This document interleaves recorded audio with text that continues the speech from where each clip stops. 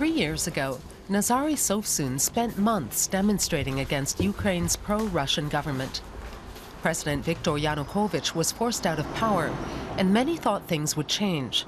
But the post-Soviet elite has retained its influence, and corruption is rampant. We still are in the country with the oligarchs. We can call it counter-revolution also, if you want. This is bad, but this is something that I was expecting. I was saying just after the Maidan that it's not going to be better. I was sure it's going to be worse. 3 years on, Maidan Square, once the center of the protest movement in Kiev, highlights the huge discrepancies in Ukrainian society, the wealth of the elite, and the poverty of the overwhelming majority.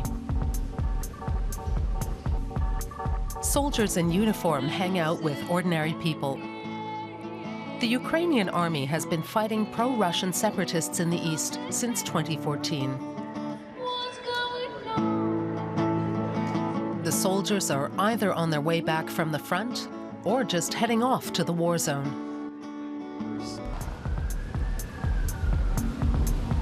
Nazary Sovsun and others of his generation are now fighting for their revolution with very different weapons.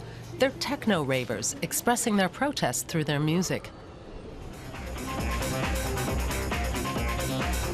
Since the Maidan protests, Kiev's music scene has become highly politicized. It's free, independent, and has a clear opinion. Nazary Sovsun is helping to organize what he believes is Kiev's most revolutionary rave, the Schema. It's the opposite side of society. If there is a space where everything is forbidden and so on, here we are fighting for freedom. Both he and the founder of Schema, DJ Slava Lavsheyev, say this isn't about music. It's about living out Western political values and winning over other young people for a different kind of society. Before the Maidan protests, I was always thinking about leaving. I no longer do that. Now I can see it makes sense to work and live here. Now there are people and initiatives here that really want to affect change. I can feel the difference. But their protest movement has itself come under pressure, particularly from Ukraine's new nationalist right-wing movement. On Ukrainian Independence Day earlier this year, right-wing extremist groups made their voices heard on Maidan Square. This is not the Ukraine that the protesters had fought for. The nationalists are not only strong, they're also hostile towards the young pro-European activists.